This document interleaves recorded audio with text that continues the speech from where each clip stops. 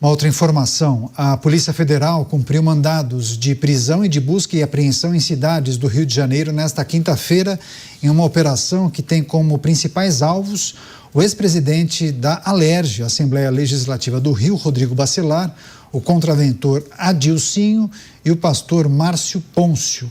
Bacelar e Adilcinho já estavam presos, mas foram alvos de novos mandados e Pôncio foi preso nesta manhã. Na manhã de hoje, os mandados foram expedidos pelo ministro Alexandre de Moraes. A ação desta quinta é uma nova fase da Operação Unha e Carne. Recebendo a rede Jovem Pan, todos conectados com a gente aqui em Os Pingos nos Is, em destaque a Operação Unha e Carne, que já investigou suspeitas de vazamento de informações sigilosas que teriam beneficiado o Comando Vermelho. Eu vou começar essa rodada com o Roberto Mota. O Mota é do Rio, fez uma visita, está brilhantando o programa aqui no estúdio da Jovem Pan News em São Paulo. Você, Mota, o que se sabe sobre essa operação da Polícia Federal? Um pastor evangélico muito conhecido foi detido. Quais aspectos dessa operação você gostaria de destacar? O Rio de Janeiro é vítima há muito tempo de uma tempestade quase perfeita, né? Que é uma mistura de ideologia de extrema esquerda, criminalidade sem controle e corrupção na política.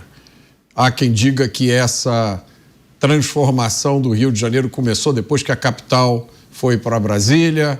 Há quem coloque a culpa disso na fusão que aconteceu em 1974 entre o antigo estado da Guanabara e o estado do Rio de Janeiro. O que acontece é que parece que essa é uma praga difícil do Rio de Janeiro se livrar. E a gente fica vendo essas notícias, são figurinhas repetidas, né? Há figuras que aparecem em várias dessas investigações.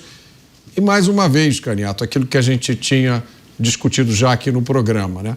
A sensação de que são as mesmas coisas, as mesmas notícias, as mesmas pessoas que continuam frequentando os altos círculos do poder, continuam dispondo de muito dinheiro e a gente não vê um fim para isso. Pois é, você, Bruno Musa, parece uma notícia local, né? Um pastor evangélico preso na nova fase dessa Operação Unha e Carne da Polícia Federal, mas ele é investigado por suspeita de ter ligação com uma máfia que é chamada de máfia do cigarro. Enfim, é um episódio que se conecta àquelas discussões que nós já fizemos em outras ocasiões de setores da sociedade com conexão, com ligação com o crime organizado, né? Sem dúvida, veremos as investigações, o que vai dar, mas fica claro que é mais uma desses temas que podemos correlacionar com esses crimes, como você está falando. O que é importante mencionar aqui uma coisa também. Todas essas dificuldades que a gente tem de fazer negócio no Brasil, claro, não estou falando de drogas, aqui nós estamos falando que foi de cigarro, não é isso? Isso. Nós estamos olhando dificuldades de fazer negócio, imposições e entraves que são feitos, que muitas vezes nós desestimulamos a criação de inteligência aqui dentro. Nós falamos a respeito do porquê Steve Jobs e Bill Gates não nascem aqui no Brasil e que eles nascem e são simplesmente mortos, entre aspas, a sua criatividade pela própria imposição da burocracia, engessar, buscar a tal da segurança, que muitas vezes ela não existe. E isso também estimula, muitas vezes, atuações ilegais, como essa do contrabando do cigarro. Quais são os impostos, quais são os entraves, quais são as dificuldades que um Estado coloca em um determinado segmento. Veja, a gente tem, inclusive, políticos que, em a sua sanha arrecadatória, eles colocam eles na posição ali de dizer o que é pecado e o que não é pecado. O imposto da bebida, imposto do cigarro, isso seriam pecados. Enfim, então, veremos o que essas investigações colocam, mas talvez a gente devesse entrar um pouco mais a fundo nessas questões regulatórias brasileiras que estimula todo um mercado ilegal e paralelo. Obviamente, as investigações conduzindo, ele precisa ser punido pelo que está sendo feito. Mas eu acho que vale uma discussão um pouco mais aprofundada. Pois é, deixa eu só trazer qual foi a manifestação da defesa do pastor Márcio Pôncio.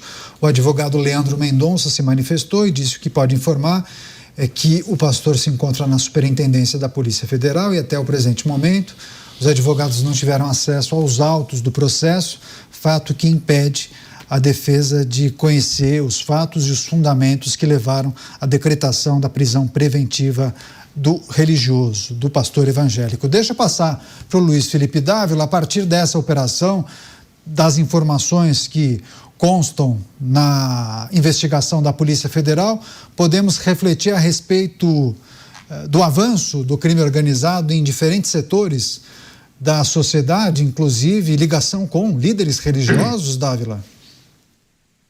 Caniato, o crime organizado funciona com este tripé, mais uma operação que mostra o tripé. O tripé tem o criminoso com a sua atividade ilícita, tem de ter sempre o costa quente, que geralmente é político, e depois tem que ter o lavador de dinheiro, aquele que tem um negócio ali que ajuda a lavagem de dinheiro do crime organizado. Você ser um grande empresário do ramo de tabaco, principalmente, e é isso aí. Então, o que acontece? Este é o tripé que funciona. Então, precisa ter crime, precisa ter costa quente na política e no judiciário e precisa ter o lavador de dinheiro. Então, isso se repete exaustivamente no Brasil com tantos exemplos de operações da Polícia Militar. Então, só tem um jeito. É preciso quebrar este tripé. É preciso penas mais duras para o combate ao crime organizado. É preciso prender corruptos que estão na política, no governo, no judiciário.